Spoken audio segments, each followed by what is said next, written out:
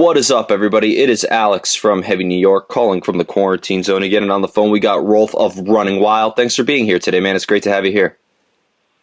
Yeah, thanks. I'm here, yeah. Fine. It's awesome to have you here. So we got Blood on Blood coming out very soon, and it's great to give us a lot more new music. The first question I wanted to ask is, having so many albums out right now, it's got to get a little bit harder to put a set list together when playing live, right? Oh, yes. It takes me about 10 days to 2 weeks, something like that, to choose the right songs, and it's getting heavier, Yeah, it's getting harder and harder. You're always going to have those fans who want, like, the deep cuts from, like, the album that, 20 years ago or something like that. Yeah. You got the classics you always have to play, for sure, and you want to play some surprises and some new stuff, so it's always, just try to handle it, Yeah. With the first singles that you released, Blood on Blood, Diamonds and Pearls, and The Shellback, is that maybe a good representation of what the entirety of Blood on Blood is going to sound like, or is there a lot more to be heard and a lot more new tricks?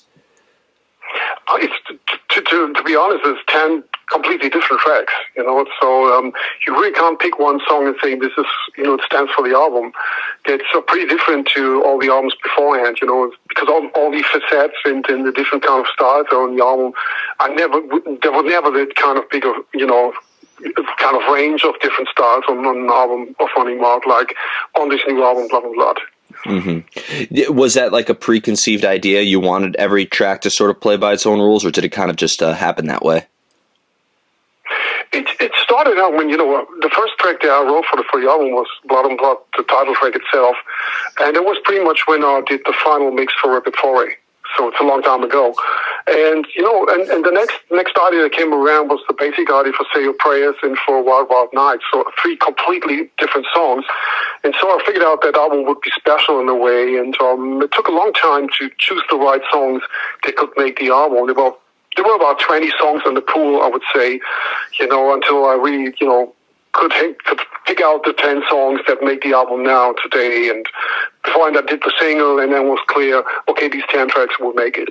Mm-hmm. Well, being that, you have so many albums, as I said before, like, have you always taken a new approach to every single Running Wild album? Or is there maybe for a period of time, there was maybe kind of like a formula or a set methodology that you always stuck with songwriting? I never have a formula for writing songs, because this is not the riff is first or the melodies first or something like that. It's completely different, On one song you've got the chorus first, or it's a melody, or it's a riff, or it's just an idea to do a song about, like with the Iron Times, to make a song about it, and then comes the melody that could carry the song on its shoulders. And it's completely different. There's absolutely no formula whatsoever when I write a song, Mm-hmm. And correct me if I'm wrong, but because, I know that, you've put albums out, quite rapidly for a period of time. I know that, Port Royal was, and then you followed up with Death or Glory right after that, and then you followed up with Blazing Stone right after that, and so on and so forth. But I feel like Blood on Blood was almost kind of like the biggest gap between two albums, between this and Rapid Foray. So, did this time allow you to cultivate a lot of new ideas as well? Was this kind of like a good learning process? There were different kind of things, the reasons for, we played some festival shows 2017, so there was a big gap where I couldn't work on the album. And 2018 we played Wacken Open Air as a festival headliner, and there was another break for a few months. I got some illnesses in between that, so a lot of things happened in between where I couldn't work sometimes for a month or half a year, so it was a long process until it was clear. At the end of 2019, it was clear which song should make it on the album, and then I really could start out with a reproduction. And then after that, I had some problems. I had a hernia on the right side and a beginning on the left, so pretty much right in COVID. So I had to wait 2 months for the operation, and took it a few months after that, so I really couldn't work for pretty much half a year, and so that was a bigger problem, So, but after all, I'm pretty satisfied with the achievement of the album, and absolutely. Yeah, and I had a hernia when I was a little kid. It's not fun to go through. I'm glad you're doing a lot better. Yeah, so it was, it was a hard ride and a long ride, but it really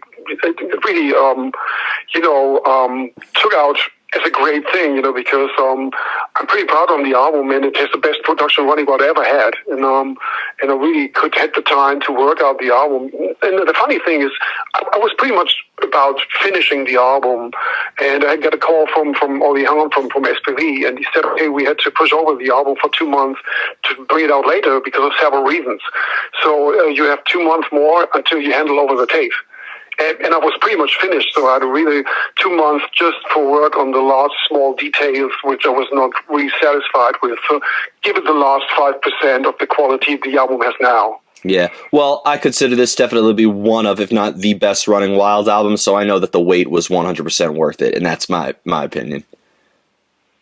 Yeah, absolutely, so and the reactions are, pretty good nowadays, and there's a lot of different things going on, between, the best Running Wild album of all times. One guy said maybe the best heavy metal album of all times. And I said, okay, let's stand this. It's great for me, and I'm really satisfied with I achieved with that kind of thing. So we really want to see. I hope the next year that we can see on the festivals, if we can play them. Nobody knows, how the songs will work out live. Yeah, and kind of going back to what you said, like how every song plays by their own rules. Do you think like maybe the time period also played a role in that? If you were writing like a couple songs in 2017 and a couple songs in 2018, that maybe like working as sporadically as you did also maybe helped influence the sound of this album. Yeah, because from the first get-go, I tried out to give each song the sound it needed, So there was pretty much 10 songs on the album, 10 different guitar sounds. So I really worked on all this kind of stuff, and the only thing that goes through the album is the bass drum. So pretty much, all of the snare drums and the toms and everything, just had a different sound on each song, because they gave it its own face, so to speak, And it was necessary to say, okay, these 10 songs are different, but when you listen to the album, these 10 songs are a unity in a way, So even if they are so different from each other. Yeah. Now, in addition to this new album, I feel like there's a lot of Running Wild that we are able to celebrate this year, because this year is the 30-year anniversary of Blazing Stone. Next year is the 30-year anniversary of Pile of Skulls. I mean, last year was the 20-year anniversary of Victory, and next year is the 20-year anniversary of the Brotherhood. And so, a lot of different anniversaries coming up. Do you think maybe for the future Running Wild set list, we could bring out a couple of good anniversary tracks in a way? I really don't know, because, back in the days when I did all these albums, all the tracks that I had are the songs on the album. It's way different today, because I've all these, like I always say, these kind of ideas just fall on my head through any kind of gate open up there, I don't know. So I've got so much ideas I really couldn't put them all down on tape, not to forget them. And back in the days, we didn't have any extra tracks or something like that, so we don't know, as far as I know, the BMG has some new ideas for releasing something, I don't know, a special compilation or something like that, I don't know. So there will be something about the old material from the 90s and the 80s. Mm-hmm. If you don't mind me asking, so I discovered Running Wild a lot later. I was born in 1993, and the first album I've actually ever heard of Running Wild was Shadowmaker. That was my first time discovering Running Wild, and next year is going to be the 10-year anniversary of that. If you don't mind me asking, just as somebody who's admired your work, what was the sort of mindset going into Shadowmaker 10 years ago? It's possibly that we, maybe we can do something there, Now I'm just doing the promotion for that, for the new album, so I'm not really busy with any new ideas for doing any different projects or something like that, but maybe, we'll see, maybe. Yeah. Now, when it comes, you mentioned that like these ideas fall on your head in a way, and like, these ideas come out of nowhere. Kind of a bit of a funny question, but is it fair to say that sometimes inspiration strikes at like the most inconvenient times sometimes? Yeah, sometimes I wake up in the night and have an idea, so I have to pick up the guitar and try it out a few times until it's in my brain, so to speak, So the next day then I can just go to my computer and put it on the Pro Tools, not to forget it. Sometimes it's that way, you've got that. waking up from a dream and I got an idea for, I don't know, a chorus or something like that, Sometimes it's the way it is, but sometimes it's just when I'm jamming around with the guitar, I've got some ideas. So there's really no formula for that when it hits me. Mm-hmm. Has there ever been a time where maybe like a Running Wild album is sometimes conceptually driven? Like, have you thought of like a concept or a story that could influence the music in itself in a way, or do you not really approach the songwriting from a more conceptual standpoint? Well, it's very different. Even the album, they got a little bit of a theme that was going through the album was Black Hand In. But I from the first get-go, I said I never would do a complete album about the pirate thing or about a special topic I'm writing the lyrics on, because it would be too limiting for me musically. Because when you think about the pirates, you got certain melodies in your head, and when you want to write a song just like your Wild Wild Nights or something like that, it's completely different. It's a party song, so it should be having a different kind of approach. So that's why I never would try out, to do a concept album or something like that, it would be too limiting in a way.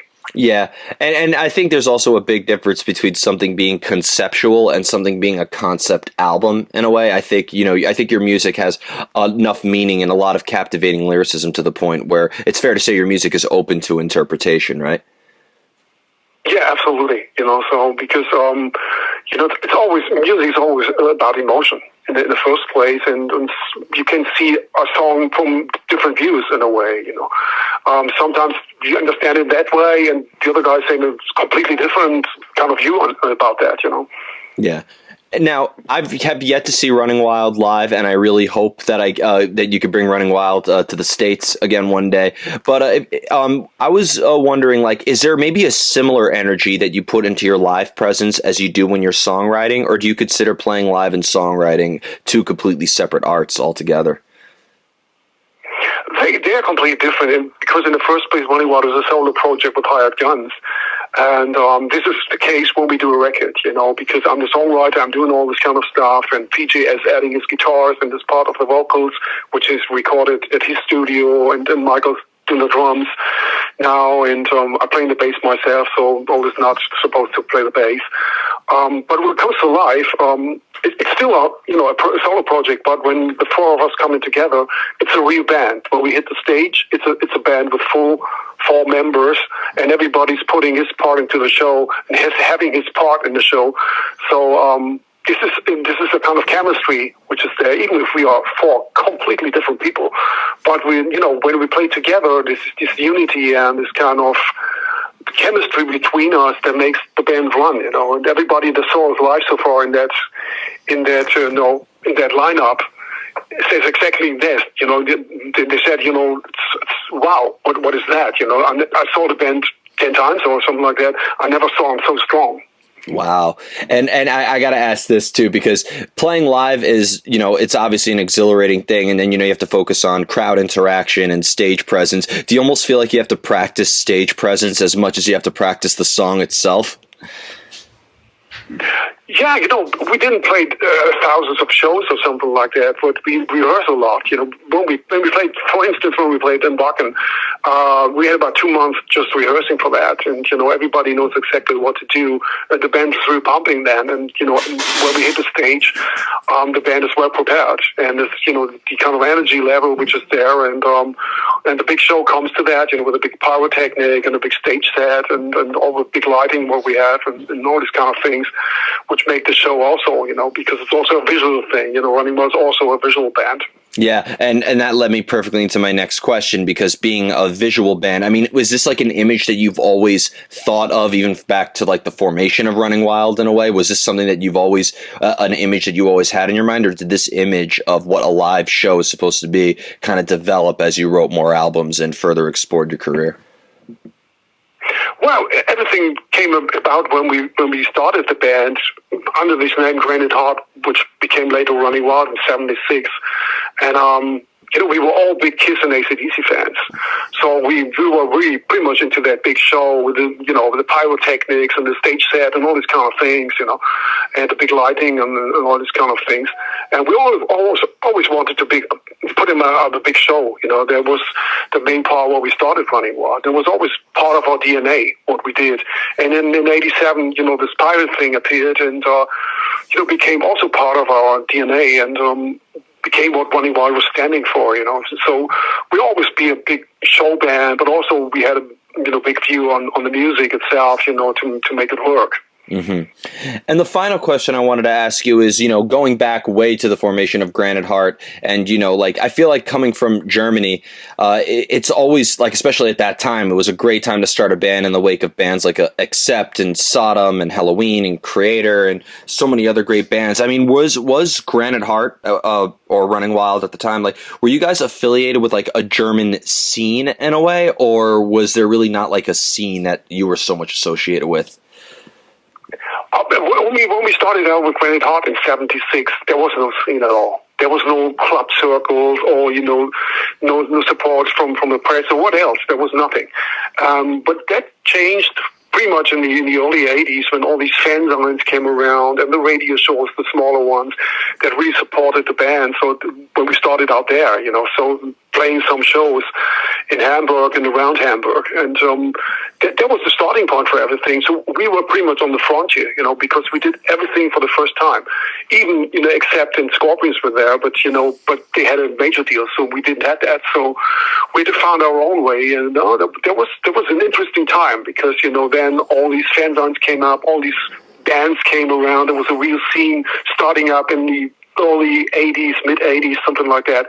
So there was really that kind of big scene, in especially in Hamburg, that was coming up because Halloween came from Hamburg. We were from Hamburg, so it was interesting to see that, and we had to do everything for the first time, because we were pretty much the guys,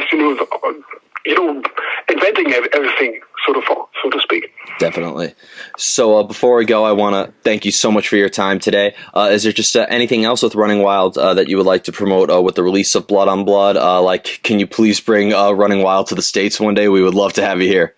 Yeah, the problem was, COVID, because we had a lot more offers for festivals also, which I had to deny until we really know we got the green light, we can do it again, because all over Europe now today there's no possibility of doing bigger shows, still.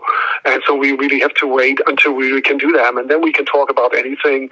And, if we got the right offers, we played for the first time in Russia, since 35 years or something like that, when we played 2017 there, and it was really great to see that, Yeah, definitely.